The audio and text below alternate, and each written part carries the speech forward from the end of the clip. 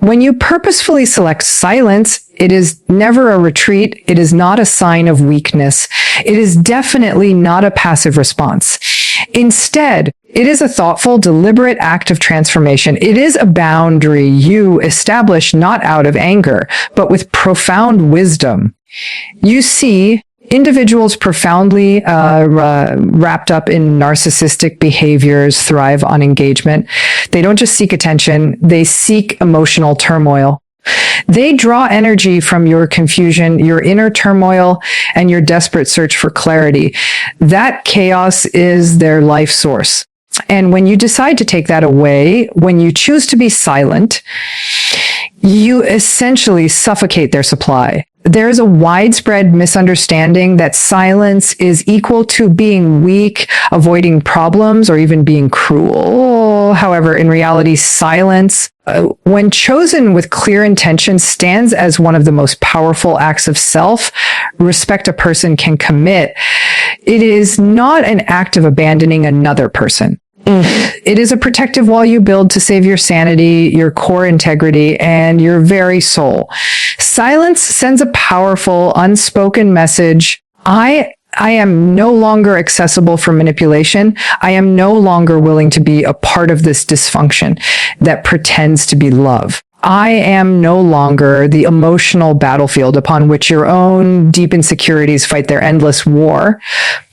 In harmful relationship patterns, especially those involving narcissistic personalities, silence becomes an act of rebellion against a mechanism of psychological dominance. The narcissist relies on getting a reaction. Whether you shout, weep, plead your case, or try to explain everything, your emotional reaction becomes their fuel. It reassures them that they still hold influence. But the moment you become silent, you break the circuit.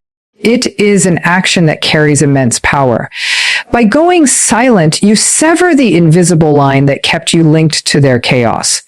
And in doing so, you begin to take back your own self. This type of silence is far from passive. It's not the silence of avoidance or total defeat. It is the silence of someone who has finally fundamentally understood their own value. It's the quiet choice of someone who has suffered through enough lies, enough gaslighting, enough emotional blackmail, and enough empty apologies.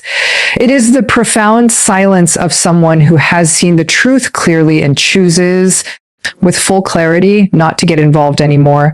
This specific choice is not cruelty. That choice is true wisdom. The narcissist will often translate your silence as a form of betrayal or abandonment. They will attempt to inflict guilt upon you. They will falsely accuse you of being heartless, emotionally cold, or purposely punishing them. But this defensive reaction reveals far more about their own sense of entitlement than it does about your actions. They expected you to forever tolerate their chaos. They mistakenly assumed that your natural empathy was an open invitation for them to continuously exploit you. But your chosen silence communicates clearly that that invitation has been withdrawn. It delivers the unspoken message. I am not your emotional hostage. I am not responsible for maintaining your feelings. I am no longer willing to be injured by your own unhealed emotional wounds. Many people find it hard to embrace silence because it feels foreign. It can feel like giving up. But this silence is absolutely not quitting. It is the courageous act of choosing a higher ground. It's a clear refusal to argue with a person who is determined to misunderstand you completely. It's a refusal to let yourself bleed for someone who won't stop intentionally cutting. Silence is your declaration. I do not owe you my thoughts when your only response is to twist my words. I do not owe you my presence when your goal is to always diminish my spirit. It's crucial to realize that this silence does not appear out of nowhere. It is earned. It is the inevitable result of countless conversations that led nowhere. It is the echo left by boundaries that were never once respected. It is the logical endpoint of a destructive cycle that actively refused to heal. And once you choose that silence, you must fiercely protect it, not with anger, but with unshakable conviction.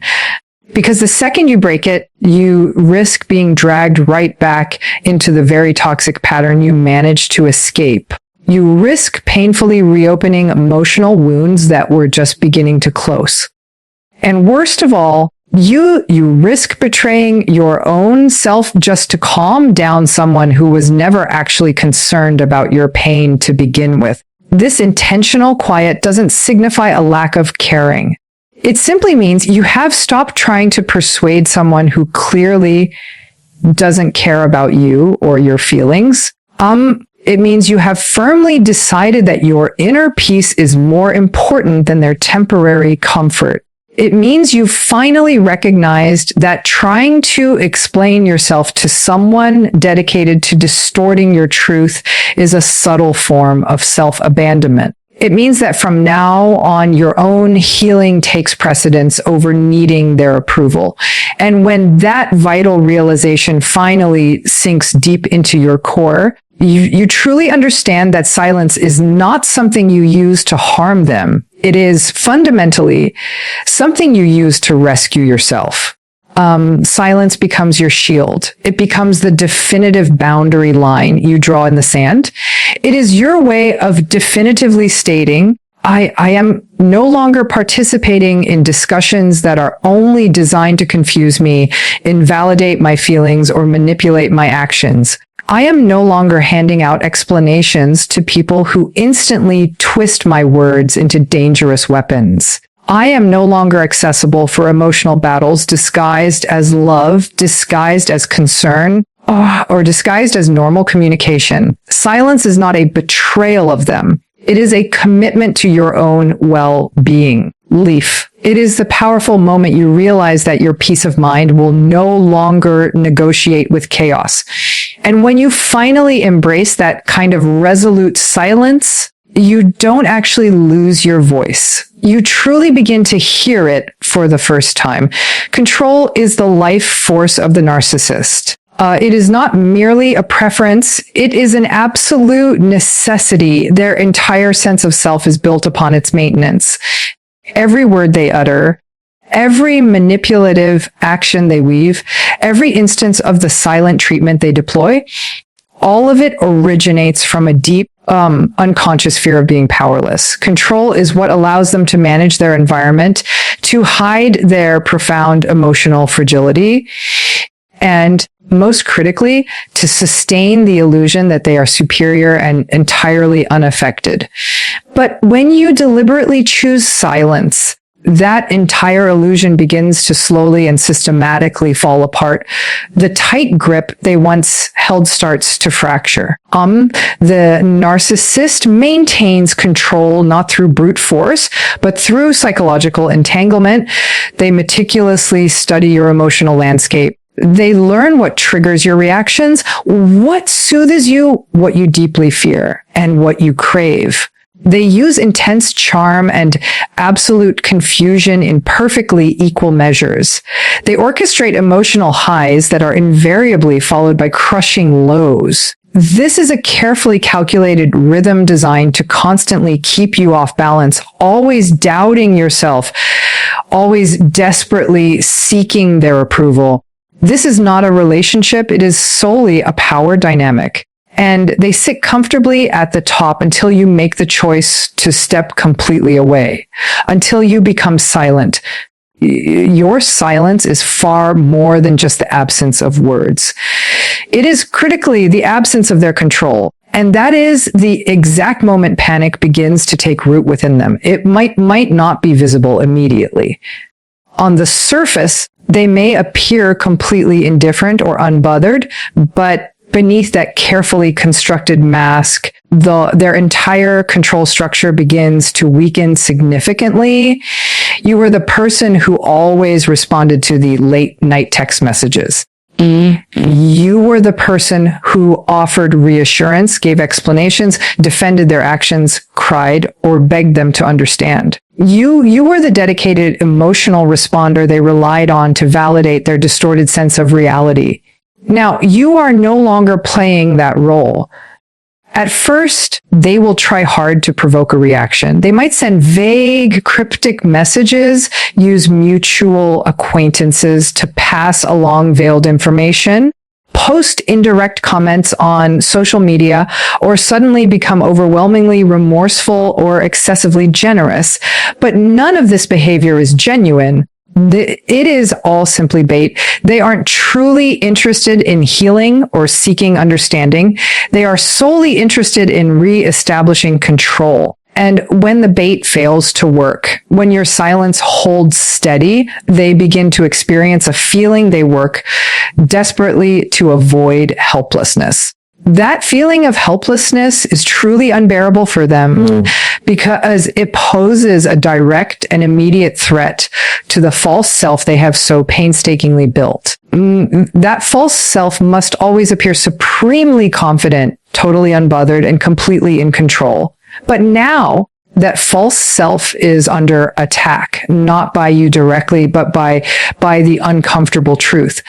The truth that you are no longer under their spell. And the truth that they are not as all-powerful as they have always believed. The truth that someone they once emotionally dominated has now effectively become untouchable. This deep loss of control is not just an inconvenience to them. It utterly destabilizes their entire sense of identity. Because they do not form relationships based on mutual respect. They form them for the sole purpose of controlling, extracting emotional supply, and dominating. And when that key dynamic ends, so does their ability to define themselves through your eyes. You were a constant source of supply, a mirror that faithfully reflected their delusions back to them. And without that mirror, they are harshly forced to confront their own inner emptiness. In their rising desperation, they may attempt new and different tactics. They may rapidly shift personas, moving from being the total victim to the great savior, or from the aggressor to the humble martyr. They might suddenly claim to understand everything, promise profound, lasting change, or beg you for one last chance. But again, this is not about genuine reconciliation. It is solely about re-establishing dominance. It's about immediately resetting the game so they can once again occupy the position of absolute control. Because as long as you are actively reacting, they perceive themselves as winning. But as long as you steadfastly remain silent, their entire elaborate strategy collapses completely. And then the internal chaos ensues. They become erratic, deeply disoriented, and unpredictable. The persistent lack of any response becomes utterly intolerable. Their manipulative tactics fail to land. Their core identity trembles. And the entire facade begins to slowly fall apart. Control is no longer something they possess. They are left floundering, desperately trying to make sense of a world where you no longer participate in their carefully constructed delusion. Every manipulative script they once effortlessly used now falls absolutely flat. Every psychological maneuver that was once guaranteed to trigger a reaction now dissolves instantly into silence. And that silence achieves something far more destructive than any kind of rage. It effectively dismantles their control from the inside out. The silence you have chosen may feel profoundly calm and empowering to you. But to the narcissist, it is nothing short of psychological warfare. Leaf, it is an unpredicted and catastrophic rupture in their control system. And that rupture breeds intense panic, not the kind of panic that comes from genuine love, sorrow, or regret, but the panic of someone rapidly losing their grip over a painstakingly manipulated illusion. What inevitably follows is a volatile, often explosive reaction rage intertwined with sheer desperation, a terrifying storm of psychological instability that erupts from the cracks in their suddenly fractured mask. The narcissist cannot, under any circumstances, tolerate uncertainty. Your silence represents the ultimate unknown to them. It's not just your physical absence that destabilizes them. It's the fact that they no longer possess the blueprint for how to reach you, how to effectively manipulate you, or how to pull your emotional strings like they once did. For a person who bases their entire identity on domination, this is truly unbearable.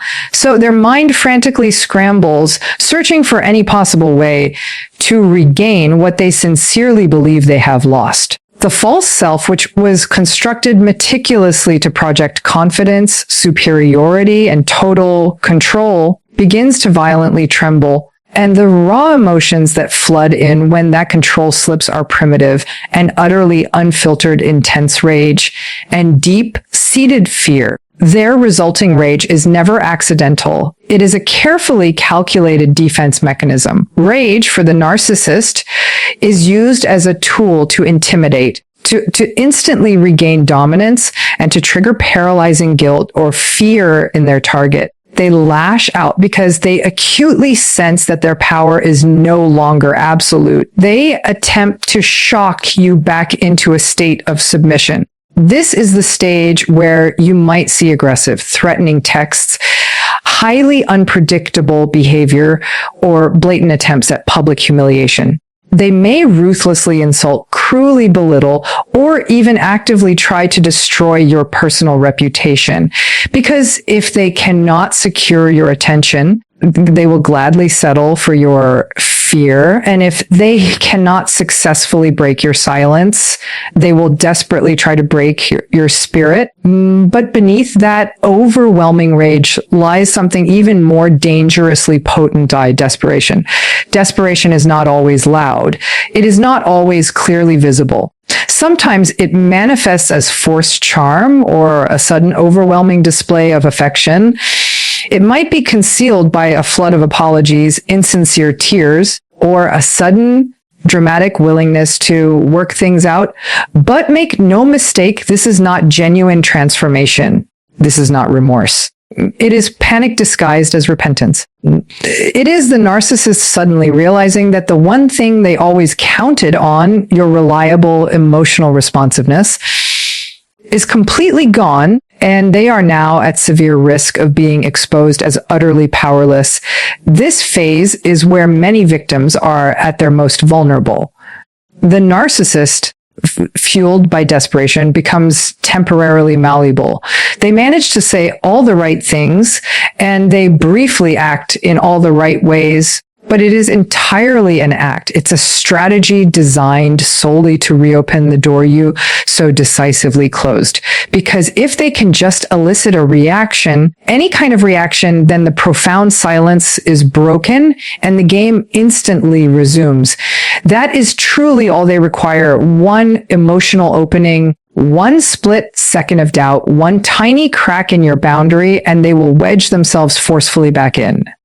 Not to genuinely fix anything, but to instantly reset the dynamic where they once again hold all the power. The panic they feel is also deeply rooted in their core identity. The narcissist absolutely needs a constant audience to affirm the grandiose persona they've so meticulously built.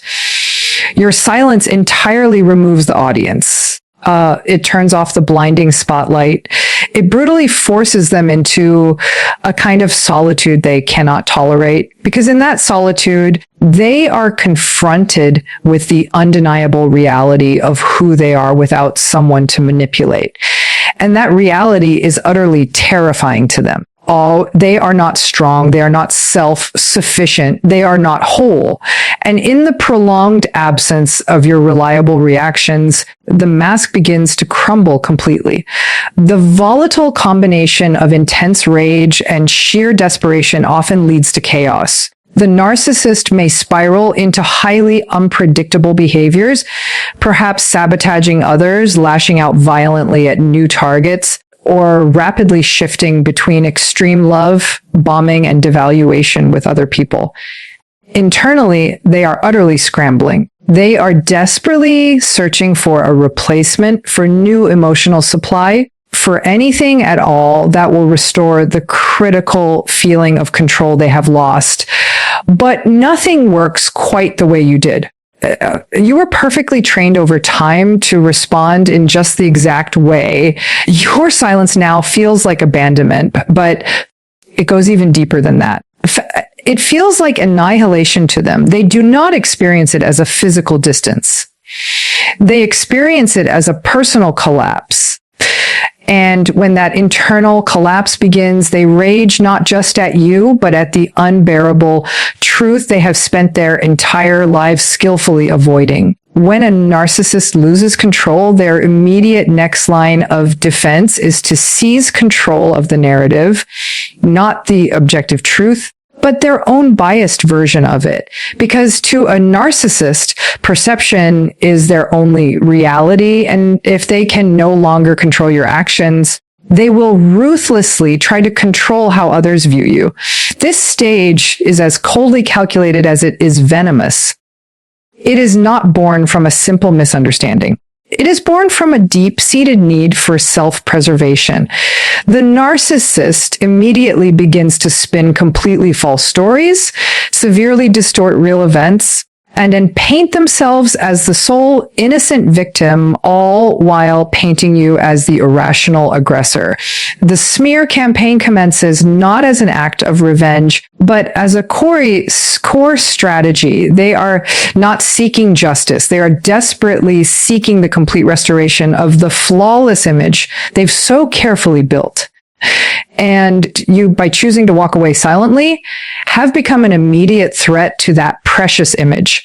To maintain their illusion of superiority, they must completely discredit you. They must convincingly persuade others that you were unstable, toxic, overly dramatic, or deeply ungrateful. The main objective is to destroy your credibility so that if you ever do speak the truth, absolutely no one will believe you. They engage in subtle, insidious character assassination, carefully planting seeds of doubt in the minds of mutual friends, colleagues, and even family members. These insinuations might sound deceptively like concern. I'm genuinely worried about them.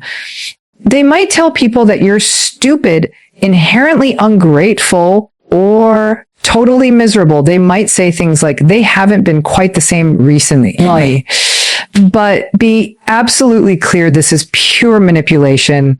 It is emotional propaganda designed to isolate and undermine you. The smear campaign often starts quietly, initially disguised as deep vulnerability. The narcissist may falsely claim they were emotionally abused, that they tried every possible thing to make it work, or that they were blindsided by your sudden and inexplicable change. They expertly adopt the language of the victim because it reliably garners sympathy. It successfully diverts all attention away from their own destructive behavior, and it allows them to maintain the false self that cannot, under any circumstances, tolerate genuine accountability. What makes this even more perilous is just how convincing they can truly be. Their manipulative charm doesn't vanish simply when the relationship ends. It often intensifies for the outside world. To people outside the dynamic, they appear composed, articulate, and often even emotionally intelligent. Meanwhile, you are left reeling, desperately trying to process the trauma, while others are being fed a version of reality that bears absolutely no resemblance to the truth. The narcissist ruthlessly weaponizes your silence at this stage. They frame your quietness as damning evidence of guilt. They twist it into proof that you are actively avoiding responsibility or secretly hiding something dark. And because you are not engaging in the same theatrical emotional display they are, others can easily be fooled by their flawless performance. It instantly becomes a relentless social chess game, one you never agreed to play, but one they are fully determined to win at all costs. Your personal dignity, your carefully established boundaries, your deliberate decision to stay silent, all of these are spun into malicious narratives that solely serve their agenda. Smear campaigns are not just about damaging your reputation. They serve another vital purpose: to soothe the narcissist's own fragile ego. But by portraying themselves as the completely wronged party, they successfully get to bypass the uncomfortable truth that they were the actual architect of the relationship's collapse. They effectively shift all the blame so they never have to confront the real consequences of their own actions. And in doing so, they completely maintain their internal fantasy that they were good, loving, and profoundly misunderstood, and that you were the problem all along. This extensive distortion even extends into their new relationships. The next person in their life, often brought in quickly after your silence, will be given the exact same rewritten version of events. You will be ruthlessly described as unstable or toxic, and the narcissist will be painted as the long-suffering martyr who endured so much pain. This serves to both fast-track intimacy in the new relationship and simultaneously continue the narrative war against you. The new partner becomes both a captive audience and a simple pawn in their ongoing, desperate need for total control. What is especially insidious is how frequently the narcissist will accuse you of the very things they themselves did. This psychological projection is not accidental. It is fundamentally tactical. If they lied, they will vehemently claim